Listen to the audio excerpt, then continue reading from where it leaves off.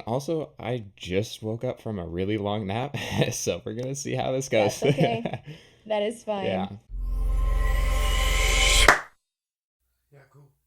fine. My name is Jackson Waters. This is the Little Room Podcast, episode 3. And today we have Daniela Torres from Puerto Rico. Hi. Yeah. So tell us a little bit about yourself. Okay, so I'm 17 and I met Jackson because we're both going to NYU, which is fun. Yeah. Um, Music-wise, I've been playing piano since I was a kid, and I've been singing since I was a kid too. But I did theater recently.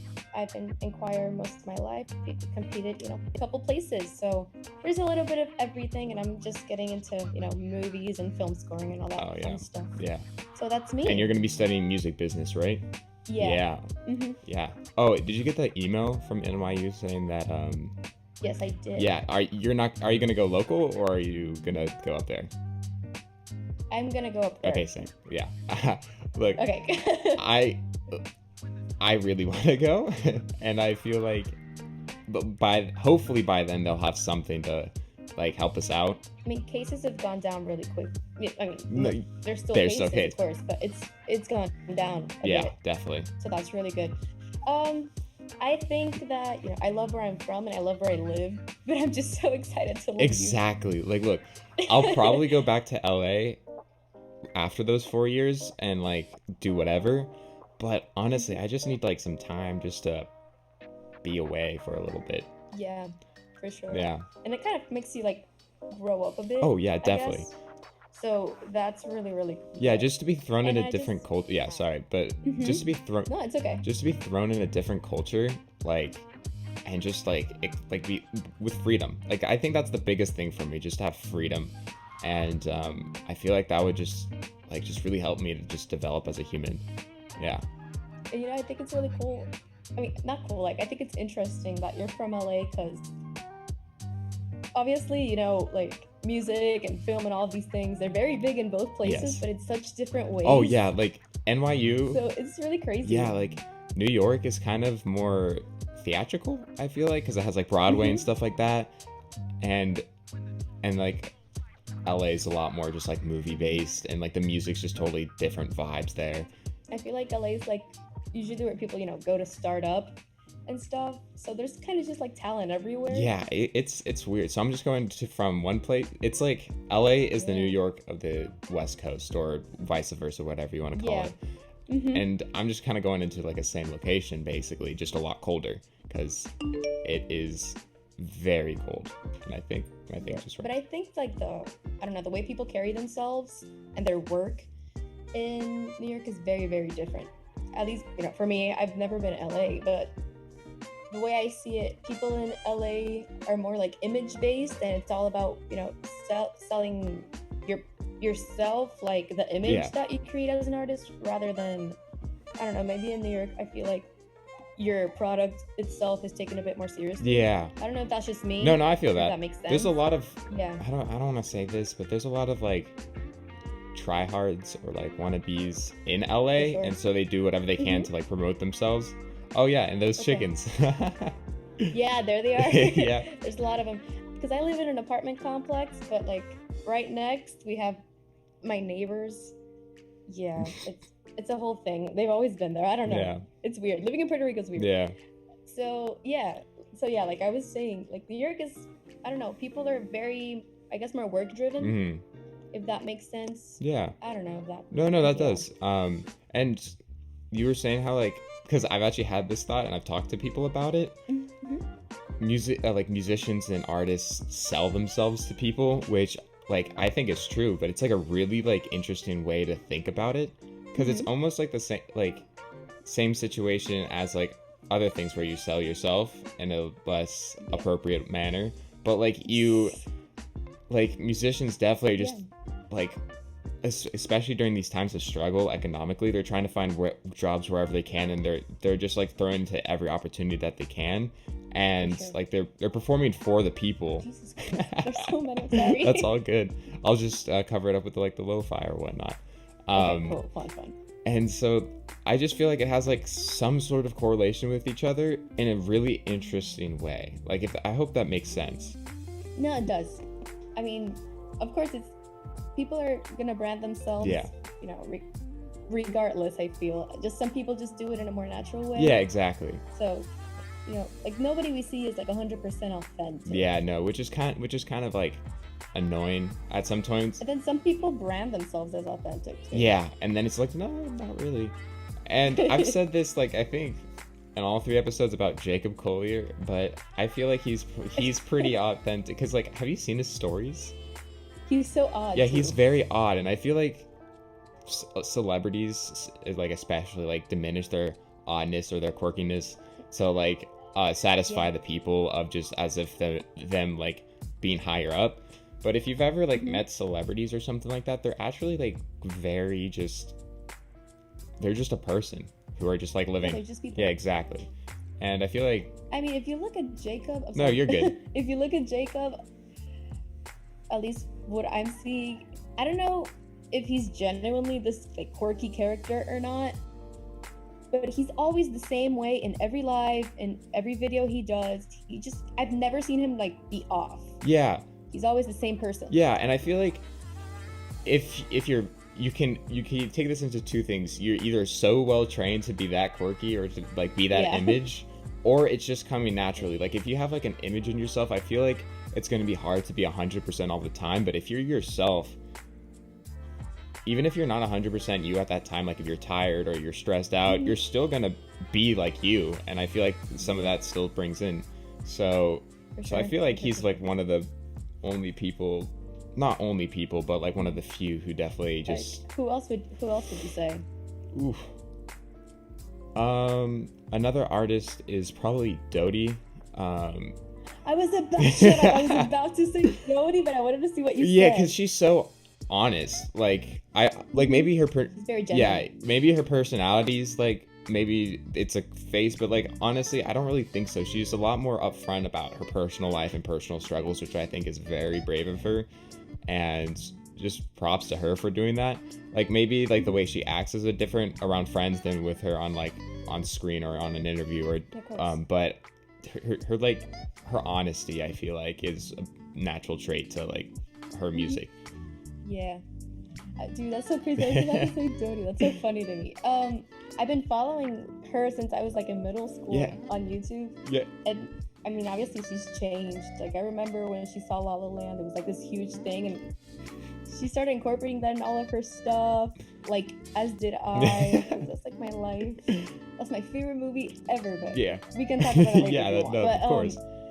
So, I've always seen her, like I said with Jacob, they're kind of this, they've always carried themselves the same way, but with her it's a little different. Yeah, no, it's a different type of honesty. Never had phases. Yeah.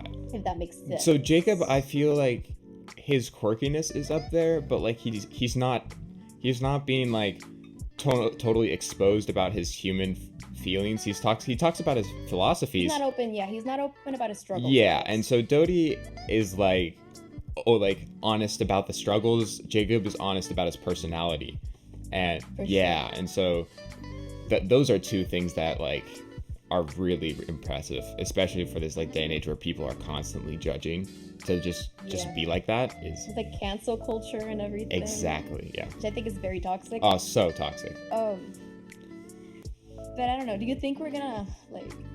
Do you think people are gonna keep reaching out to what's, like, different or what's genuine? Or both? I think both. Sometimes different is...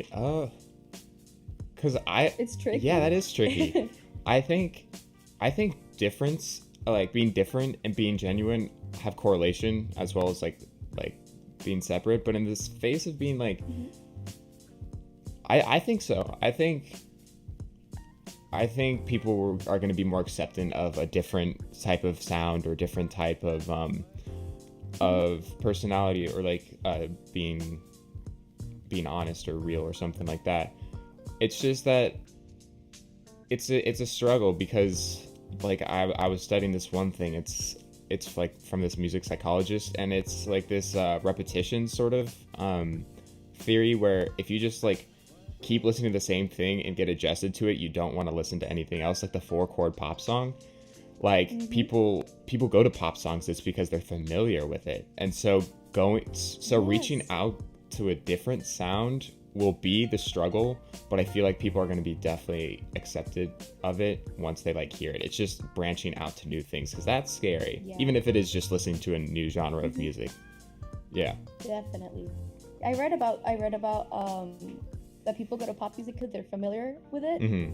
which is kind of what you're saying, and I think it's really interesting. But at the same time, like, there's so much, I guess, divergence in music right Yeah, now. definitely. There's so much of everything all at once, and pop is even pop. Like, it's going in such separate ways. Like, Yeah. there's artists like, I don't know, let me think of someone. Like, I don't know, Dua Lipa. She's trying to bring back dance and disco. But then you've got, I don't know, let me think, who else is happening right now? I don't know, Ariana's going like more of a trap route now. Mhm. So, but it's still all considered pop. Yeah. And I feel like it's more of So- the artist that's pop, not necessarily the music anymore, because pop Yeah. is just like usually pop is very like Whatever people listen exactly, and it changes every single day. And Mhm. yeah, pop. Would you consider like trap or like rap to be kind of in pop music, or do you think those? to. Yeah, they blend. Yeah, they blend. Yeah, okay. Oh man, For sure. I forgot what I was I gonna was say. reading I wasn't reading. I came across, because I follow Rolling Stone on Instagram, and they posted a photo of Bad Bunny, and everybody was saying, "Bring back the old Rolling Stone. This isn't what you wrote about." And like, in the back of my mind, I was kind of thinking, Rolling Stone just happened to be a rock magazine, but I don't think they ever branded themselves as a rock magazine. They wrote about what was popular at the time, which happened to be rock music. Mhm. So people just associated it. So I'm thinking maybe it's not the demographic that changed, more so just the radio changed, Yeah. and they kept writing about what people listened to. And people got so heated in the comments, throwing all this shade around to the artist, to the Yeah. magazine. And I don't understand, because pop is all over the place. Yeah, and I just feel like change is a scary thing.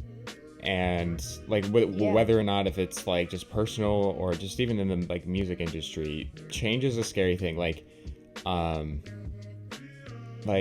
gonna do an example that's not quite common for most people to talk Okay, about, but great. DCI, it's called Drum Corps International. It's like professional marching band. And so Oh, that's so cool.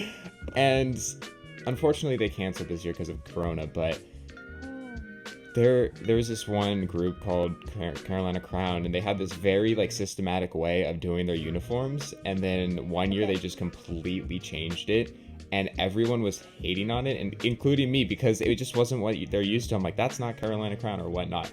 And it was just kind of a strange thing, and they had a good year that year, but it was just being adjusted to, it's like, I'm not comfortable with that. I like the old, but it's just that it's not that you don't like the new, it's just that you're not comfortable with it. And I feel like Yeah, you're just not. People are afraid of what's alien to them. exactly. I guess. Yeah. Mhm. And that For sure. kind of merges into this thing, like alienation is, do you think music is a universal language? Yeah, I think so. Just different languages. Like- Okay. Okay. We can say, for example, someone in India, for example, they can listen to something that maybe you played, or something that I sang, and they can determine whether they like it or not, whether it sounds nice. But if they don't speak, the language that I speak, then, they're going off to sonically. They don't know what the song is about, Yeah. but I still think that I guess, okay. I'm trying to figure out a way to say what I mean. I guess people can connect to the sound, but maybe not to the lyrics. Mm-hmm. If that makes sense. That's kind of how you describe it. Yeah, and that's,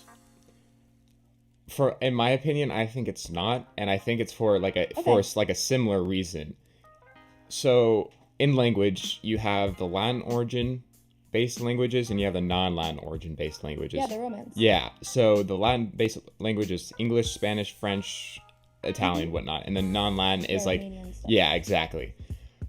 So when you're talking to someone who's like speaking Spanish and you're only like an English speaker, you can incorporate, like, you can hear what they're trying to say, like, or like if what they're saying is positive Yeah. or negative, even though if you can't truly understand. Yeah, that's what I'm trying to say. Yeah, and you might pick up a few words, and then you're like, okay, cool. I'll try to help you, and then they can it's okay. It's like it's unfamiliar, but you can move across it. But if a German person is like singing their version of Happy Birthday to you, I don't know if you're gonna understand at all what they're trying to do, because if you've ever heard a Yeah. German person speak German and talk, it's very aggressive. That's a stereotype, but Yeah, generally yeah. it's pretty aggressive, and Mhm. especially like with like Russians too. And so I feel like you could just be misinterpreted and misunderstand them, and I feel like that goes the same with music. So instead of Latin-based origin and non-Latin-based origin, there's Western culture of music and Eastern culture of music. And Yeah. we're, especially in America, we're very Latin-based everything. And so we Mhm. use like the 12-tone harmonic scale, the chromatic scale, just da-da-da-da-da-da, all that stuff. Mhm. And that's with everything. So if someone who generally listens to pop music and listens to classical, they might not like it, but they can understand it, and Understand it. they're like, okay, I understand what they're trying to feel. But if you go to Eastern culture, they use a different type of math system and totally different type of harmonic system. Like I think India uses like a pentatonic scale and a totally just different tuning system that will seem out of tune for us. So I actually have like some examples. Like I was like writing this paper on it, and like this Vietnamese like traditional tribal song, it sounded just like clashing together and all that stuff, and it's just Mhm. because I didn't understand it. Like Yeah. I'm not used to that for the ear, and I feel like language music has a universal purpose of communicating and to tell stories, but I feel like it's not a universal language because Okay, I get what you're it's saying. just too vast to be put into one category. And that doesn't mean it's a Yeah. bad thing. It just means that it's just so diverse that some people just are not even like aware of how vast music is to even consider it as a musical language. And that's not a bad thing at all. I think it's just really beautiful that it's not universal because it's just so Mhm. diverse. Yeah. Okay, but also, okay, when you were saying that the tribal song sounded sort of like clashing to you, do you? I don't really know how to say this. How do you determine whether it's truly just like clashing, or if it's genuinely something there? Because That's you can listen to an exactly. artist Yeah, that's exact. that sucks, Yeah. but somebody else could be like, no, it's good just because it got a Yeah. beat or And whatever. so like I'm not going to use the terms good or bad. I'm going to Yeah, for use sure, the for sure. term Yep, like, yep. yeah. So Hmm. I just can't empathize or musically connect with it. So when, let's say we listen to Dodie or something, we can empathize with her Okay. song or musically connect because we don't think about it, but like her soft voice or like her lyrics are super like connect to you personally. Or if you're Yeah, they're yeah, relatable. or if you're listening to like Ed Sheeran, and if it's like 2 or 4 beat, just like feel really good. You don't think about it. It's just that you naturally, unconsciously, emotionally connect or empathize with that Yeah, song. you associate things to Yeah, it. exactly. So not liking something doesn't mean that you emotionally connect. Like I don't like some Hindemith songs, like which is like neoclassical, but or like some Stravinsky, or some people hated Stravinsky, and it's because even though like they didn't really like it, it's just turning something that they're used to into something that they're not. And I feel like with the Eastern culture of music, or like for like the Western ear, it's not that it's good or bad, it's just we can't emotionally connect to it because we don't understand what they're trying to portray. Mm-hmm. And it goes back to the German speakers saying, oh hi, how are you, or like you're doing really good, but they're like really aggressive. Yeah. And it's just like, it's not what they're saying is good or bad, it's just that you don't emotionally understand or emotionally connect to it. So when I Right. hear Yeah. clashing, for the ears that are used to it, they hear something different. And that's what I'm trying to say is we just don't understand everything Mm-hmm. about the music. Yeah. Yeah. But I mean, I guess you can always learn Oh though. yeah, no, you could totally like there's So, multilingual people. so would you say that it would be like a language if you're up to, do the research and learn about Oh it, yeah. or still no? But yeah, so that can be definitely personalized. So back to Jacob Collier again. He, That seems like to be like our yeah, thing. because he's like everything. I don't know. Yeah, true. He's tried to use he understands microtones. He understands different tonal systems. He uses different artists from different backgrounds, like especially like the Eastern, like in Jesse Volume 2, he uses in Volume 1, he uses like Indian singers. I don't want to like use the wrong term or like country. Yeah, it's okay. No. But they use like different cultural singers or like rhythms, and he's someone who's definitely multilingual in the music community, not just with instruments, but with the knowledge and understanding of the different types of music. So you can definitely learn English, Spanish, German, Russian, all that stuff. But if you speak Russian to an English speaker, but you also speak English, it's just like it's not universal. It's like you have that knowledge, but Yeah. they don't. And so what I'm trying to do, or like trying to like incorporate, is that we should reach out. Like Yeah. reach out to everything. Important. Exactly. Okay, so I guess our verdict is music is a language. It's just not a universal Yeah. language. For me personally, like I have Okay. many No, I get it. I get yeah, it. I agree. No, I agree with you because like now I understand what you mean. yeah, and so I have people who would Yeah. disagree with me, and that's perfectly It's fine. okay. Like it's just your opinion, and it's my opinion. I'm not trying to force it on you, but No, it's okay. It just it made sense. yeah, exactly. Yeah, it's just, and that's what I'm kind of trying to do with this podcast, is try to like talk to people with different perspectives and cultures, so people can understand what else is out there besides four chords Yeah. or Ed Sheeran or Logic or something like that. So yeah, that's what I'm Yeah. trying to do. I don't know. I mean, I definitely like even here in Puerto Rico, definitely how you mentioned that people are taking something that and making it like slightly different. Hmm. Definitely, I think genre blending has become a very big Oh, thing. definitely, yeah. That Especially here, there's artists mixing so much stuff. Artists like Ile, she's very big here, and she mixes jazz, but then she mixes it with salsa music, but then she does all this fun stuff that's cool. that I kind of didn't understand at first. But like as you said, I kept listening, and now she's like one of my favorites. I Yeah. love her. I love everything she does. And another person that also does this, going like to Eastern culture and Hmm. whatnot, Tamino. Like Tamino was an artist that I love. I absolutely love everything he does. He his voice is kind of like Jeff Buckley's voice, but then he's French, he's Oh, Belgic, snap. and he's French, he's Belgic, and he's Egyptian as well.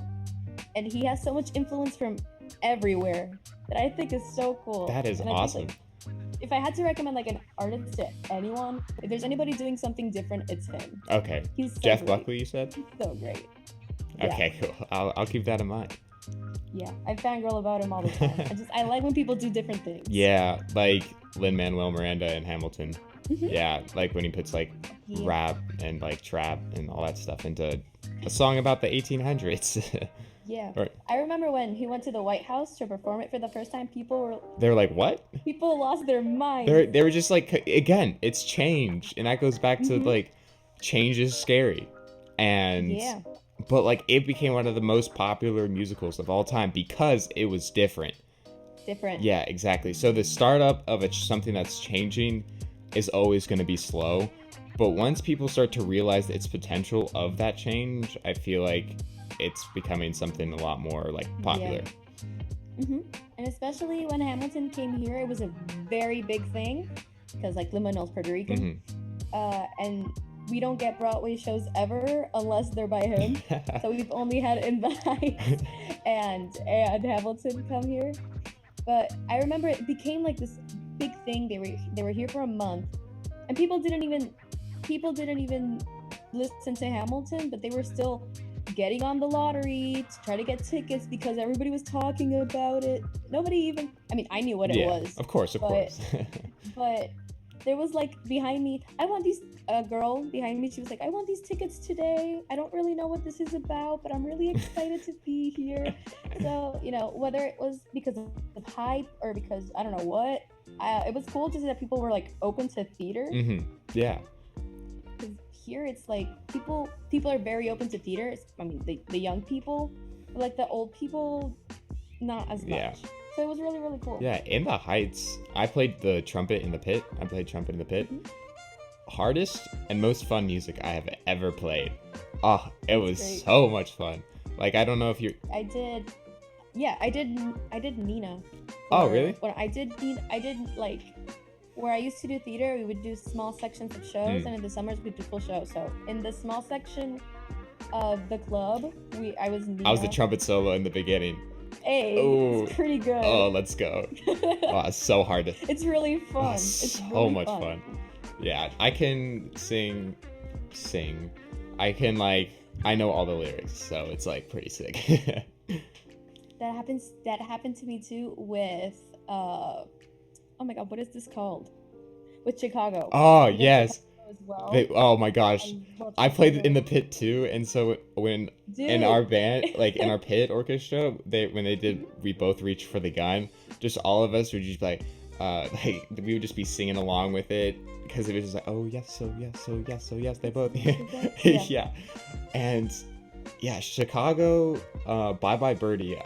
I haven't listened to that one in a while. I haven't done that. Yeah, that one's like a lot older, but like it's still Mhm. pretty good. Yeah, it's a jukebox musical, I think. Yeah, I think so too. No, that's all shook up. Never mind. It's not. I'm not sure now. Yeah, whatever. I'm not sure. But what shows have you done besides Okay. In the Heights? Honestly, I think I've only done 3. We were gonna do Les Mis this summer with this one thing. Oh, that's I so know. Lovely. Me Liz. too. I would have been so excited to play. I turned down Young Frankenstein because I just wasn't really interested. Okay. Didn't have like a lot of good trumpet parts. But what I've played is In the Heights, Chicago, and Bye Bye Birdie. And it was gonna be Les Okay. Mis, and I was gonna play Legally Blonde too.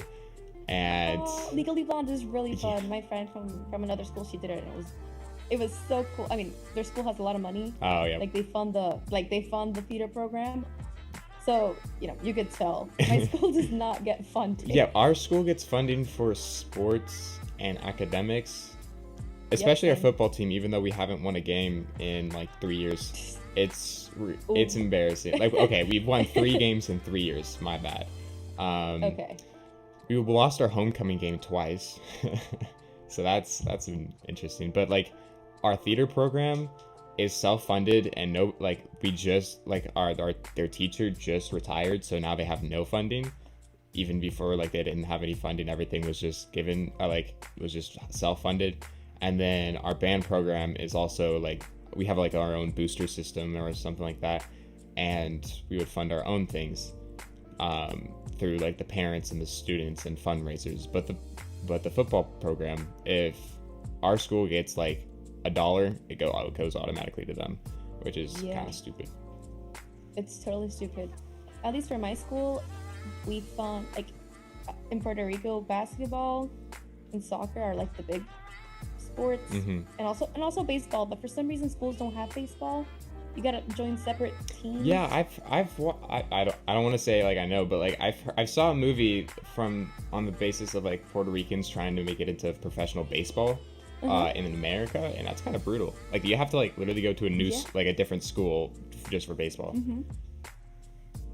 Like, I want to say, like, definitely more in the East Coast. There's definitely more of that, but at least where I'm living, it's not a thing. Oh, really? And football is also not a thing. Yeah, football is a thing here. And they're separate teams. Yeah. They're separate teams. Like, it's not a school thing. It's really weird. It's really weird to hear someone like, "Oh, I had a football game today," and I'm just like, Oh yeah. to me, football is like football, which is soccer. Yeah. So it's really, really, really. I mean, it's not strange. It's like what we were saying. It's like alien to me. I don't get it. Yeah, exactly. And I had to be at every single football game because I was in the marching band. Yeah. And just watching our team lose from like 50-0 every single week was exhausting. That's so sad. Nah, but they're like, nah, it's fine. It's Wait, to 0? yeah, okay, like sometimes it was. Other times it was like sometimes it was like close, and then sometimes it's like there's no chance you're gonna win. And That makes me really sad. I don't even know why. yeah, it's just kind of like, dang, I wasn't gonna expect much, but we did worse this time. But not 0. Yeah. I mean, I'm sure you enjoyed playing those anyway. Oh yeah, no, like football games are fun to play, and it's just watching our football team lose is not the best. And then once I became drum major, which is like the conductor of the marching band, controlling the people instrumentalists who are in the stands and stuff like that is impossible, and that was exhausting. So I ended up hating football games because I had to control them the whole entire game. So, but I look back and it was fine. I wasn't missing much. Yeah, you don't regret No, it. I don't regret it at all. Okay. Yeah. So how did you get into like band?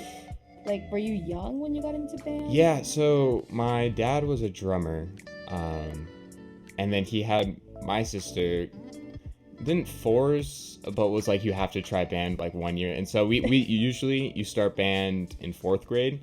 Some people join later on, but like that's like the earliest you can do. And so my sister did percussion, and then like a couple years later, like as my sister picked up percussion, I was like, I'm like 2.5 years younger than her, 2 years younger than her,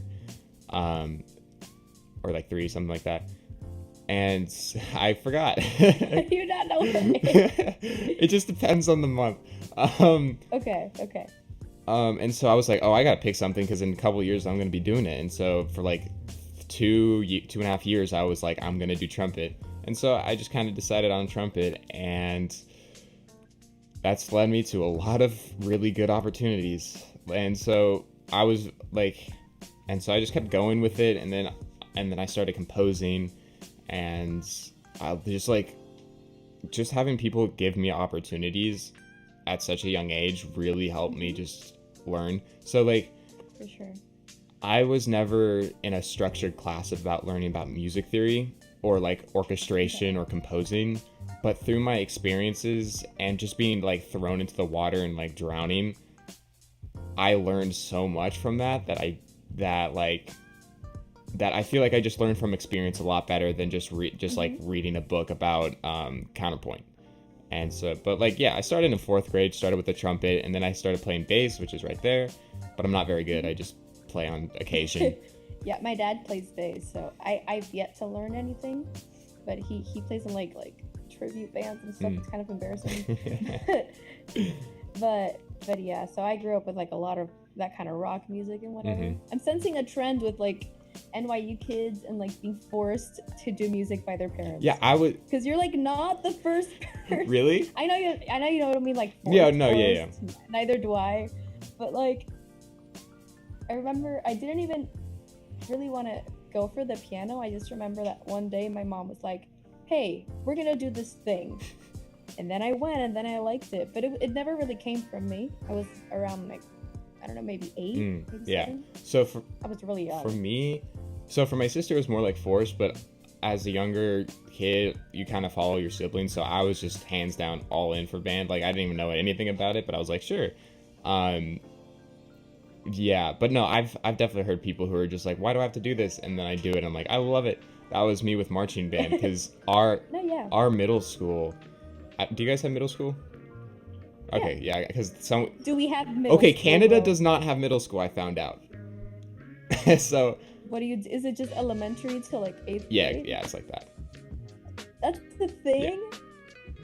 Well, I mean, our middle schools here is pretty much just 7th and 8th grade. We don't have 6th grade as a part of middle school. Okay. Yeah, no, you're good.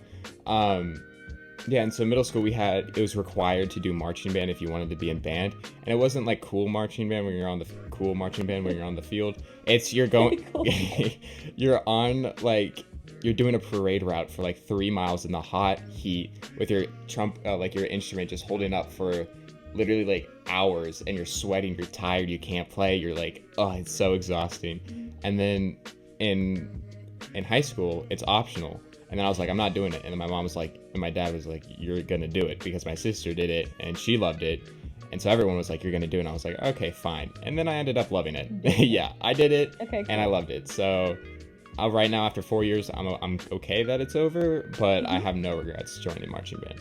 Okay.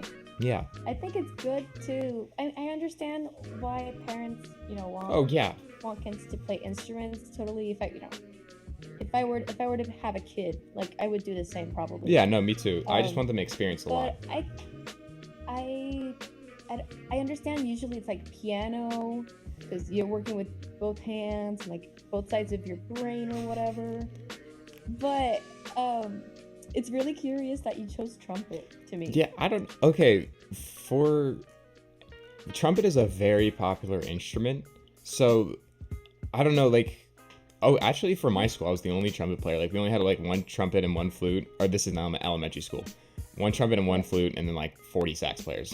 But yeah, but I think trumpet's just very popular because it's just such a popular name that people are like, again, without like they're going to something that they're used to. So you don't think about it as a kid, but now I'm just realizing this. But like, I went to something that I was used to. Like, everyone's heard of the trumpet, everyone hears of the flute. It's all these basic instruments, and I'm like, I want to go to the trumpet. It looks cool, all that stuff. But I think it was just because that was the one that I was truly just comfortable with. Like, I knew what it is. Yeah. I think you're like, as a kid, you're kind of just drawn to the instrument that's for you. Yeah, you don't really think about it too much. You're like, that one looks cool, and then you pick it, and you either like it or you don't. Like, 6th grade, I did French horn for a year, and I kind of liked it, but since I was playing trumpet and French horn, my embouchure just... I don't know, I feel like trumpet's like way cooler. Yeah, see? Oh, look at me. That's just me. I mean, that's just me. Oh my gosh, that's so funny. You know what, I just realized that I've been doing jazz choir, and I didn't even like used to like jazz, and all of a sudden I started liking it. Yeah. Oh, I remember the psychological thing. It's called the mere exposure effect. So once you're exposed to it and keep on being exposed to it, you adjust, and then it's like basically a habit. That's so funny. I'm gonna save that. I'm gonna look into it. But it's so funny that I was doing jazz. I mean, my jazz choir, we go off as a jazz choir, but we're not really a jazz choir. Yeah. We did like one note samba and stuff for a bit, but we're not really jazz choir. So once we actually started doing jazz, it was really, really interesting to me. Yeah. But I used to hate jazz. Oh yeah, my sister and some people are just like, yeah, jazz is just too normal. Like, not normal, but it's like you can expect. It's not normal. It's definitely not normal. But she was like, yeah, I was like, it's what you can expect. It's just like, but like also that's just a very uneducated version, like, thought of it, because unless you're listening to Kenny G, which I have a really young old album of him as a young person, and it's hilarious. But unless you're thinking of Kenny G or something like that, it's really interesting, and it's very different for each time. And I think that's like why jazz is really cool. Yeah. I think a lot of people, when I mention jazz, as you say, they'll think of artists like Kenny G, and they'll think of, I don't know, some people say elevator music as well. Exactly. When I try to talk.